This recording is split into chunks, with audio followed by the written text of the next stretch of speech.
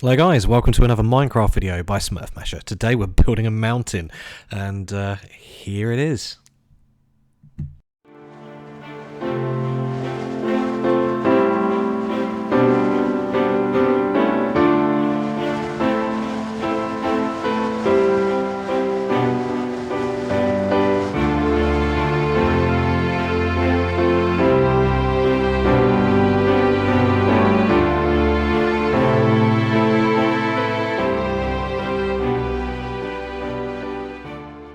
Okay, I'm going to show you this in stages. The first and most important stage is the wireframing of the mountain.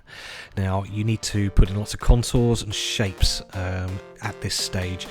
This is what makes your mountain look good at the end and also makes it look realistic. It has to have ripples and areas where the mountain side will go in and out in order to make it look interesting. If you're going to spend this much time, you may as well get this bit right. Now, I'm going to just fly around to the corner which I'm going to be working on for this video. I obviously can't do the whole mountain in this video because I haven't finished it yet. But I'm going to show you 2 or 3 different sections for the wireframing, and then I'm going to fill in this section as we go along. So in blue is the highlighted section that we're going to build now, and then we'll fill in the rest of this piece of the mountain. Now the key to this is to know the shape that you want to create on the side of the mountain, understand how you want it to go in or out to create the shape of the layers beneath. And another thing is to try and make this as random as possible. As you can see, I'm just spamming blocks out, and I'm going to go over it afterwards and just smooth it out. If there are any bits that look a bit square, like I'm pointing at right now, I'm going to fill that in afterwards and smooth it out. And you just try to avoid circles. Don't use any tools like circle generator tools or anything like that. You've just literally got to go for the rough shape and try and link it up to the other bit of wireframing that you've already put in. The section that's going down on the left is what I'm going to be aiming for, and hopefully it joins up. This is a bit tricky, and you're going to have to delete a few sections and redo them, as you'll see on this video here, but keep at it and you do get the results.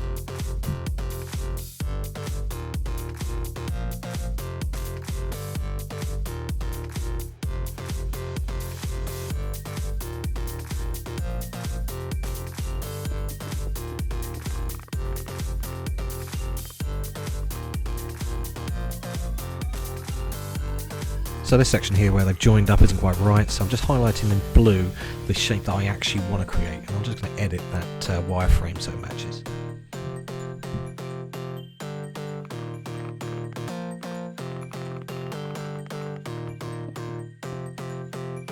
Okay, looking good. So that's the right shape and size that I want now.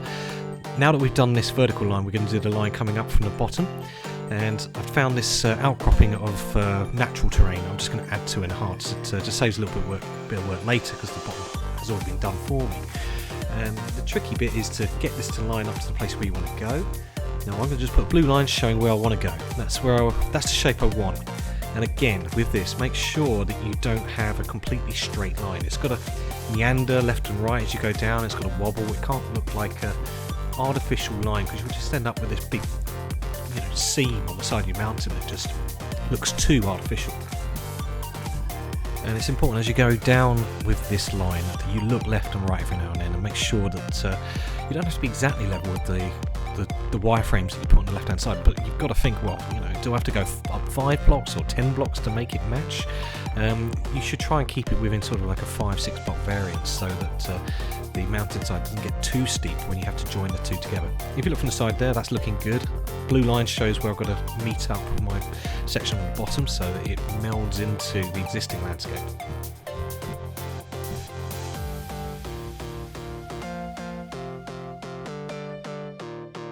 And actually it looks like it's come up a little bit too high there, so I'm just knocking a few blocks off so that I can get the angle right. I don't want it to be too steep at the bottom, I want it to seem like it's flowing nicely into it. Now while I did this I actually overshot it, which is the danger because you're just flying backwards trying to just use your gut to feel when you're getting in the right direction.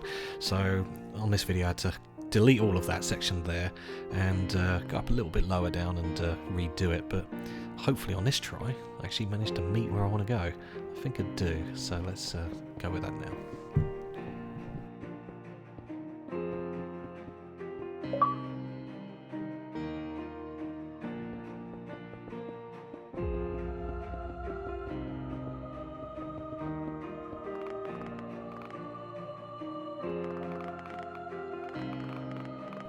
And there you go. That was easy, wasn't it? Only took me 2 goes.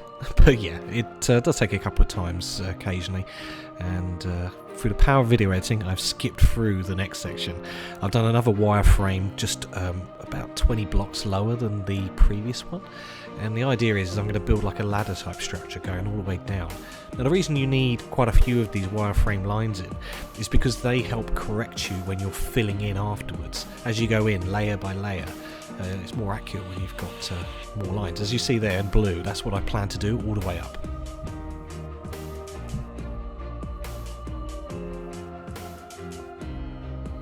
So I'm going to do the first wireframe going up from the bottom. I've chosen how far I want the mountain to come out. I'm going to extend it a little bit more so that it merges in with the water later. But as before, I just fly backwards and I'm just literally just pushing up on the D-pad as I'm spamming away with the trigger, and that's the result with power video editing again. And it's a wonky line, it's meant to be. Again, you don't want straight lines that look unnatural. It's got to go up and down and undulate and move around a little bit.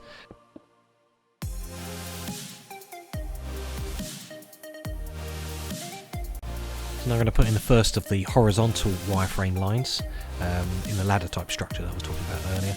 And again, I'm keeping about 10-12 block differences between them, and that way as I'm filling it in, you can kind of look above and you think, okay, right, that's 3 blocks that way, that means if I do 2 up it's going to be too flat, whatever. And you can adjust it as you fill it in that way. If you had 50 block gap, by the time you get to the top it would have all gone wrong. So I'm going to add 2 more horizontal wireframes to this build. Exactly the same sort of stepping structure that I've done on top of there already. Now, if you're thinking that this is way too big a build and it's just going to take far too long, you're probably right. I made this mountain this size because the dragon head that I put inside the mountain just ended up being so big, and the reason it had to be so big was because of the detail I was trying to put into it, and I had to extend the mountain again and again in order to allow me to fit the dragon inside it once it's completed.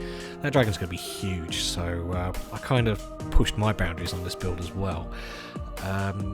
But the thing is that you don't have to build this big. The techniques that I'm showing you right now could be used on a much smaller build that would still be very impressive, and these are the basic techniques for all terraforming. And through the power of video editing again, I've now fast forwarded and you've got all of the different steps in there. Now all you need to do is fill in the wireframe.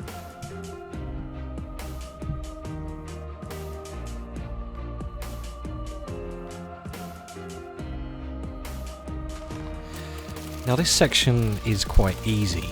You shouldn't put too much thought into it. You should just do it as quickly as you can, spam out blocks, but the critical thing is to decide what type of blocks you're putting into this layer. So I'm predominantly using grass blocks here because I think the lower parts of the mountain should be grassier. And when the mountain gets steeper, then you should have more rock, more stone, and as you get even higher you should start incorporating ice and snow into your build. Now what I'm doing is I'm starting off, the first layer was just pure grass, then after that I'm just dotting in the odd bit of stone every now and then because it is a mountain and you want it to feel like the stone is underneath there all the time, but on the shallower areas, on the lower parts of the mountain, the earth has managed to settle and grass has started growing over it, and the lower parts of the mountain are less harsh, you know, it's not as cold as it is at the top, so things can grow more easily. Now I've slowed down this bit because it's quite important. Now what you need to do is look at the contour lines that you've put above, or the wireframe lines that are above, and you've got to see if they match as you're going up. And you see that I've just extended the grass in that section so that it's matching the shape that it's going to slot into above it.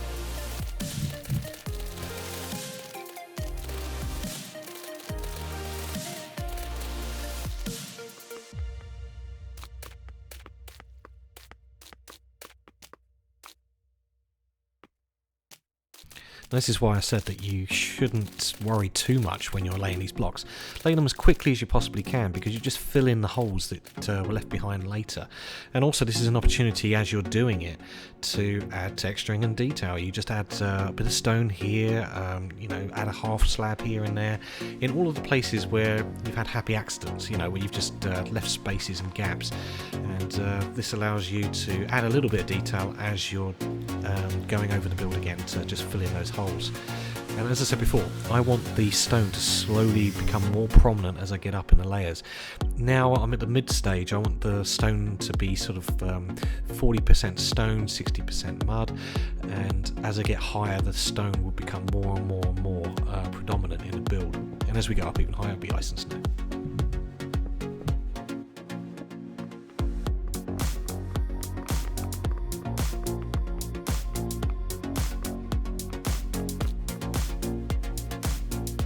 And hopefully you've noticed that I'm randomising the blocks now as well. Before I just had cobblestones, that was it, that's all I was using. But now what I'm doing is I'm using stone as well as cobblestone. I'm using cobblestone half slabs as well. And I'm looking for areas where I can add detail. On the left hand side there in blue is a section where I think I should add darker grass, more mud and stone. And the reason I want to do that is because that is the point where the mountainside has like a seam, and that should have a vein coming out of it, like an elbow sticking out, where you see more stone where it's popping out of the mud. It just makes it look more realistic.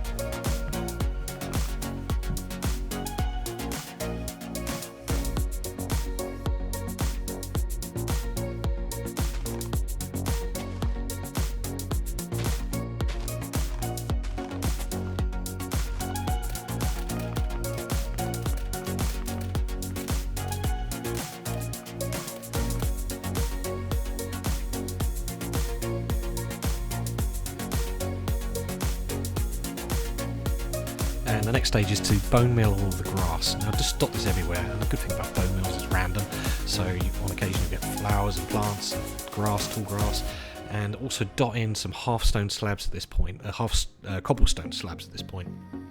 Put them anywhere where you've got a block of mud that looks like it's just a little bit too exposed, and anywhere where you see like a big section of like 4 blocks in a row, or anything that looks too square, just shove a cobblestone half slab in there and it breaks it up.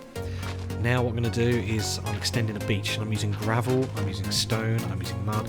I'm bringing the mud out further so that there's more of a taper on the bottom part of the mountain, and so that certain sections come out in angles at the bottom. But it's kind of matched the flow, as if the rain has washed it down.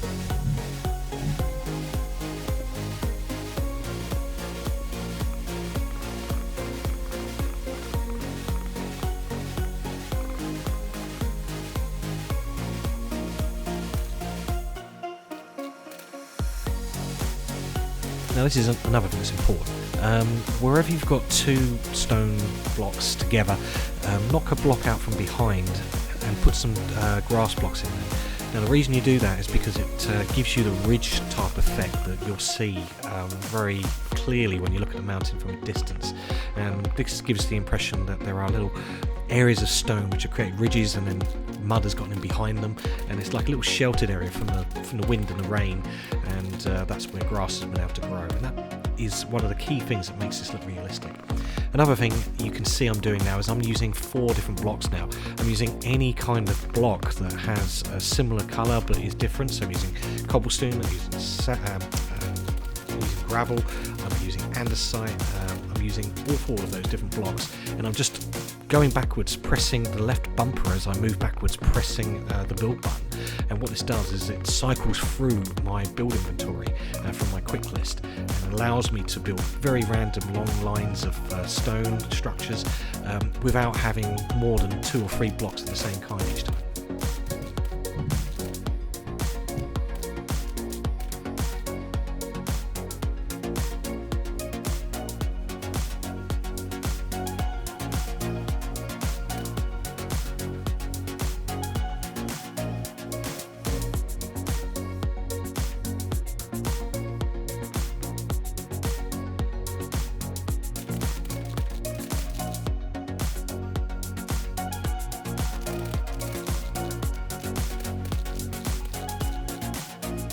and as I explained earlier, there are going to be sections where you need to bring out the grass so that it meets the shape of the contour above it.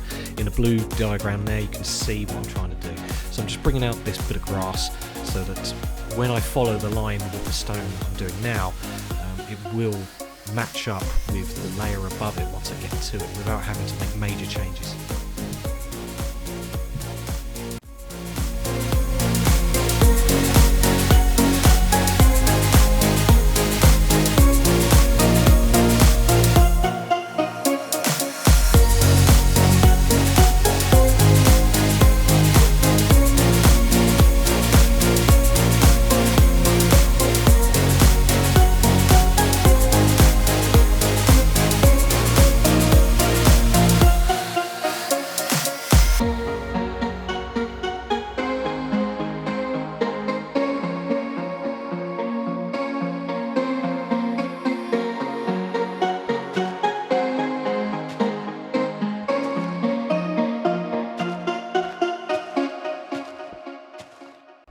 And again, I'm just filling in the grass behind that stone ridge at the front, and when you fill this with grass and flowers, it looks like a little protected area which creates a ridge. And when you look at this from a distance, you see these lines going around and contours around the outside of the mountain, and you can turn these into paths as well. Now on the left I've highlighted in blue a section where I want to create like a seam of mud that's kind of managed to survive because it's in like a little alcove, and it adds more texture to the build. It creates areas of dark and colour and makes the mountain look more realistic.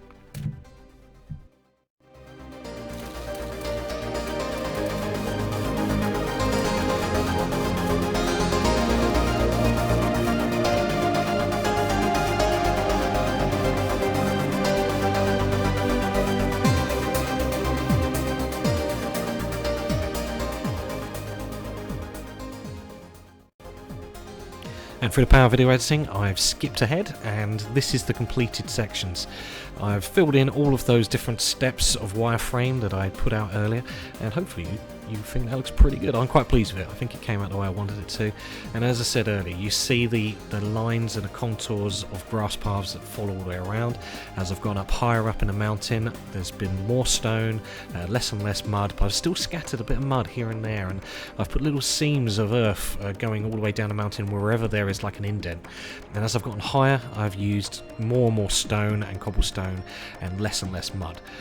Now I'm at the very top, all I'm using is andesite, snow and ice as well. And what I've done here is that I've gone into my inventory and I've doubled all of my blocks so that I'm only using 4 blocks but I'm using them 8 times, and it completely fills up my quick bar. And by doing this I can just press the left bumper and just spam the blocks out as you see here without ever going into a block that I don't want to use. I just keep on pressing the left button, pressing the build button, flying backwards, and this allows me to finish this last section very, very easily. There's no mud needed here because it's at the very top.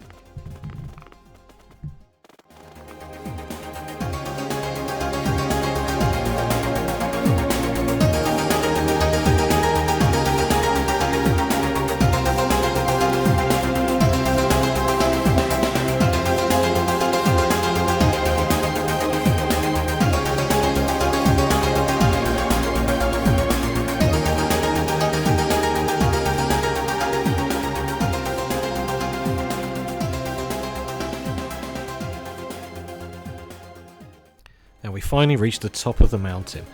Now this mountain isn't finished, it's a long ongoing project and I'm going to carry on with it, but hopefully this tutorial has shown you the techniques and how you can build something similar yourself.